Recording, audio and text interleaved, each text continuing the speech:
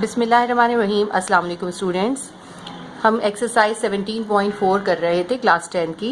उसमें से हम क्वेश्चन 1 और 2 तो कर चुके हैं। आज हम करेंगे क्वेश्चन नंबर 3 और 4। क्वेश्चन नंबर 3 है हमारे पास, verify De Morgan's law using Venn diagram if a is equals to 13579, b is equals to 5678 and u is equals to 1 2 3 till 10। 1 2 3 4 5 6 7 8 9 10, पूरी 1 से 10 तक है। ठीक है, अब हम डी मॉर्गन्स लॉ में इसको प्रूव करेंगे सिर्फ वेन डायग्राम से। हमें इसमें उसको करने की ज़रूरत नहीं है, वेन डायग्राम से ही प्रूफ हो जाएगा। अब आप ये देखें कि ये मैंने सारे जो गिवन हमारे हैं उतार लिए हैं, ए सेट, बी सेट और यूनिवर्सल सेट। अब आपको डी मॉर्गन्स लॉ का पता है, उसकी दो इक्वेशन है। एक इक्वेशन ये है, A intersection B whole complement will be equals to A complement union B complement. तो मैं आपको, ये पहली इक्वेशन है। दूसरी इक्वेशन है हमारी, A union B whole complement will be equals to A complement intersection B complement. मैं आपको दोनों से करके दिखाऊंगी। अगर आपके पास एग्जाम में चॉइस आती है, आप दोनों में से किसी एक से भी कर सकते हैं। डी मॉर्गन्स लॉ का सवाल बहुत इंपॉर्टेंट क्वेश्चन है। अब देखिए, मैंने इधर सारे लेफ्ट हैंड साइड करा है, जैसे हम उसमें निकालते थे ना, लेफ्ट हैंड साइड करते थे और राइट हैंड साइड करते थे। यहाँ मैंने सारे लेफ्ट हैंड साइड ड्रॉ करने, यहाँ मैंने राइट हैंड साइड ड्रॉ करना है। ठीक है, यहाँ हमारा राइट हैंड साइड चलेगा। सही। अब आप ये देखिए कि सबसे पहले मैं लेफ्ट हैंड साइड स्टार्ट करती हूँ। लेफ्ट हैंड साइड क्या है हमारा, A intersection B whole complement. तो हम जिस तरह उसमें करते हैं ना, पहले हम ब्रैकेट वाला सॉल्व करते हैं। ब्रैकेट में हमारे पास क्या है, ए इंटरसेक्शन बी। अच्छा, पहले मैंने ये बना लिया, पहले मैं आपको ये बना के दिखा दूँ एक दफ़ा। ये यूनिवर्सल सेट बनाया है।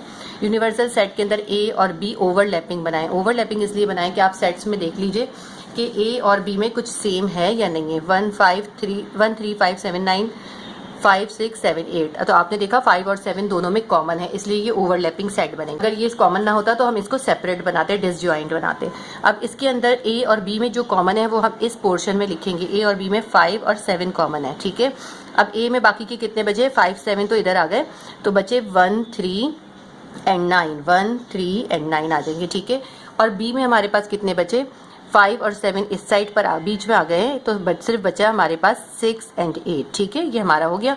अब यू में देखिए, ये सब जो है ना, ये यू में भी हैं। ठीक है, 1 3 9 5 7 6 8 यू में हमने लिख दिए। क्या बचा, 1 तो आ गया, 2 3 आ गया, 4 5 भी आ गया, 6 भी आ गया, 7 8 9 और ये 10। ठीक है, पूरी यू के अंदर 1 till 10 पूरा का पूरा सेट यू कंप्लीट हो गया। ये मैंने एक में आपको करके दिखा दिया, बाकी सब में मैंने पहले से लिख लिया था ताकि हम जल्दी जल्दी कर सकें। अब मैं इसको कैसे ड्रॉ करूंगी ये बताती हूँ। अब पहला जो है ब्रैकेट है, ए इंटरसेक्शन बी। ए और बी में कॉमन जगह कौन सी है, सेम वैल्यू किधर है, वो ये है ना कॉमन। इसको हम शेड कर देंगे। ठीक है, इसको हमने शेड कर दिया। ये हमारा एक पार्ट बन गया हमारा। ठीक है, ये हमने ये पार्ट बना लिया। आप इसको कलर भी कर सकते हैं, शेड भी कर सकते हैं। उसके बाद हमने इसको सिर्फ इस पोर्शन को u में से माइनस कर देना है। ठीक है, ए इंटरसेक्शन भी जो हमारा निकला है, इसको u से माइनस कर देना है। तो हम सिर्फ इसको छोड़ के बाकी सबको शेड कर देंगे।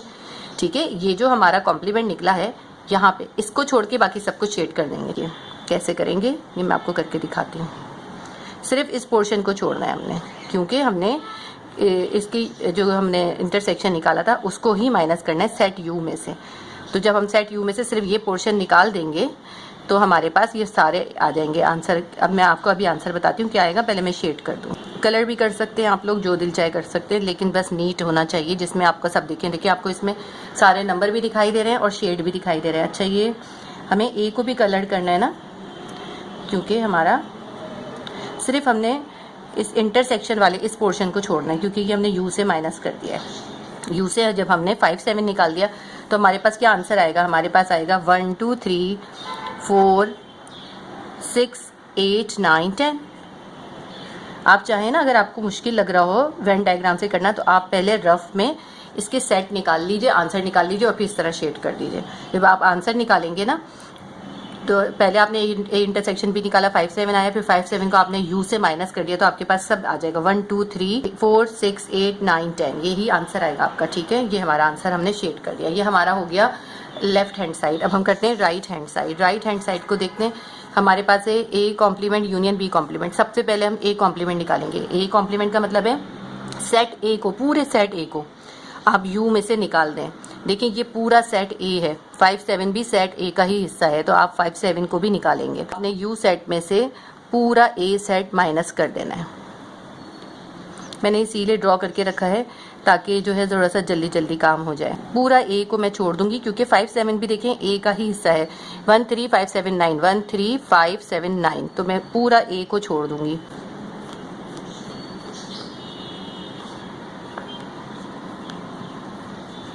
ये इस तरह हम सारा शेड कर लेंगे। जब हमने यू में से ए निकाल दिया तो हमारे पास आंसर क्या बचा? हमारे पास बचा 2 4 6 8 और 10। सिर्फ ए पे कलर नहीं है, बाकी सब पे कलर है। ये बन गया हमारा। इसके बाद हमने करना है बी कॉम्प्लीमेंट, यानी अब हमने पूरे इस बी को, बी में हिस्सा है 5 7 और 6 8, ठीक है। हमने इस पूरी बी को यू में से माइनस कर देना है, तो हम इसको भी बिल्कुल इसी तरह ही शेड कर देंगे। बी को छोड़ के पूरे पे शेड कर देंगे।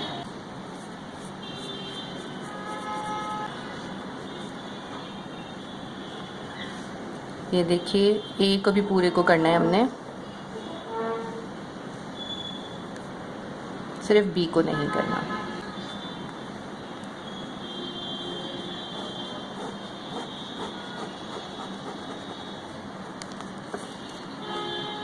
Right hand side left hand side के इक्वल आ जाएगा तो हम समझेंगे हमने बिल्कुल सही काम करा है, ठीक है। ये हमने यू में से बी को माइनस कर दिया। आपको ए कॉम्प्लीमेंट और यू यूनियन बी कॉम्प्लीमेंट करना है ना। इसको करने से पहले मैं आपको इसको शेड करना है, मैं अभी करके आपको बता दूं, लेकिन आपको समझ नहीं आएगा।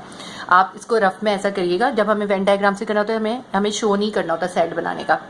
आप इसको पहले रफ में बना लीजिएगा, फिर आप इसको बहुत इजीली फाइनल वाली जो होगी उससे के जरिए कलर कीजिएगा।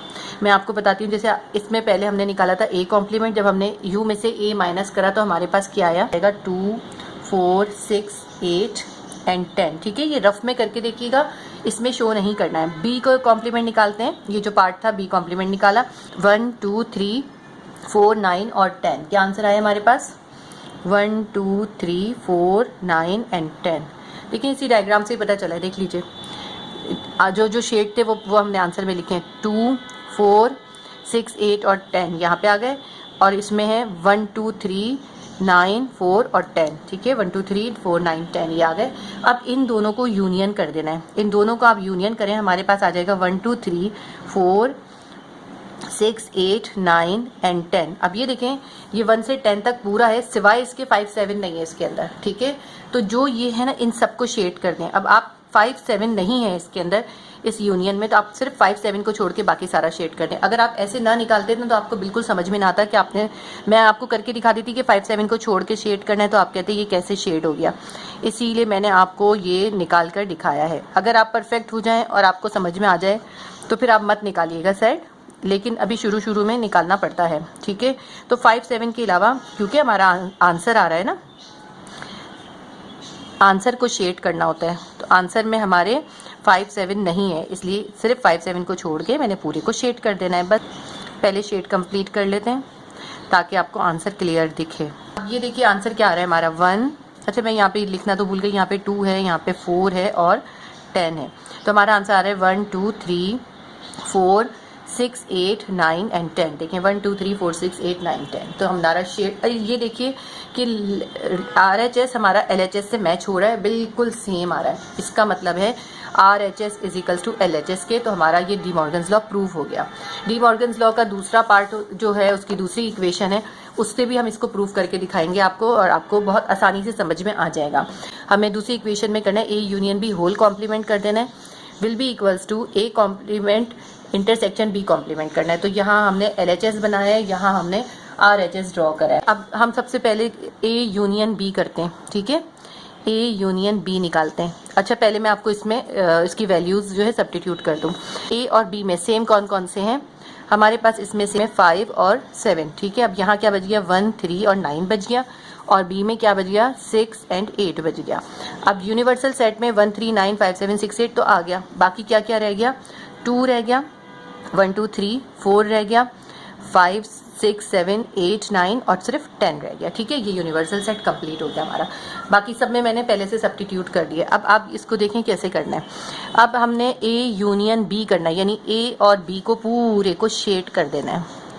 ये पीछे हम लोग करते हुए आए हैं ना, तो आपको इंशाल्लाह ये आसान लग रहा होगा। ये हमारा ए और बी पूरा शेड हो गया, सही है। उसके बाद हमने क्या करना है, इस ए और बी का जो यूनियन है इसको माइनस कर देना है। ए यूनियन बी को हमने यूनिवर्सल सेट से निकाल देना है, तो सिर्फ इन दोनों को छोड़ के बाकी पूरे को शेड कर दें। लेफ्ट हैंड साइड जब हम करते हैं तो बहुत इजीली ड्रॉ हो जाता है, थोड़ा कॉम्प्लिकेटेड होता है RHS में। तो अभी देखते हैं RHS में हम कैसे कर पाते हैं।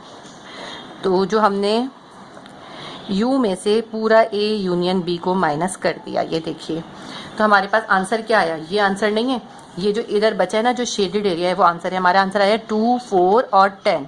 ठीक है, यहाँ पे मैं अलग से लिख लेती हूँ, हमारा 2, 4, 10 इसमें आंसर आया है A union B whole intersection का।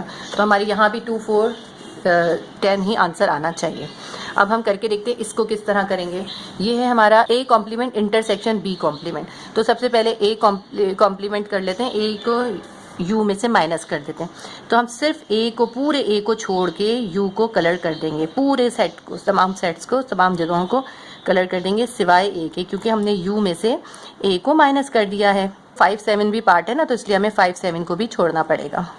थोड़ा थोड़ा मैंने हल्का हल्का शेड इसलिए पहले से कर दिया था ताकि ज़रा जल्दी से ना कवर हो जाए इसका कलर। आपके पास आंसर क्या आया? ये आंसर नहीं है, आपके पास आंसर ये आया है। क्या आया है? 2, 4, 6, 8 और 10। ठीक है, अब हमने करना है उसके बाद B कॉम्प्लीमेंट, यानी सिर्फ B को माइनस कर देना है U में से। तो मैं सिर्फ पूरे B को छोड़ के, ये है पूरा B, ठीक है, B को छोड़ दूंगी। और 5, 7 B में भी है, इसलिए इसमें भी 5, 7 छोड़ देंगे हम।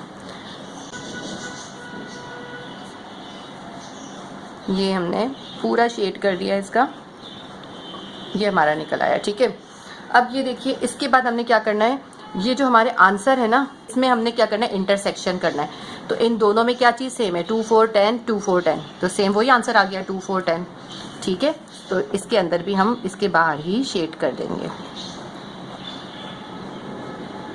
किस किस को छोड़ देंगे हम?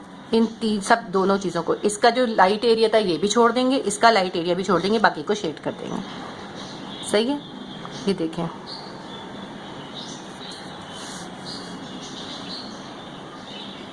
आप चाहें तो इसका आंसर भी निकाल के देख सकते हैं कि इसका आंसर कैसे आया। जैसे मैंने आपको अभी पीछे करके दिखाया, इसी तरह आप निकाल के देख के आंसर देखें और लास्ट वाली ये स्टेप शो करें और लास्ट वाली उस आंसर के हिसाब से कलर कर दें। लेकिन बहुत क्लियर आंसर है। जब उन दोनों का आपने उन दोनों आंसर्स का इंटरसेक्शन किया तो 2, 4, 10 ही आंसर आ गया।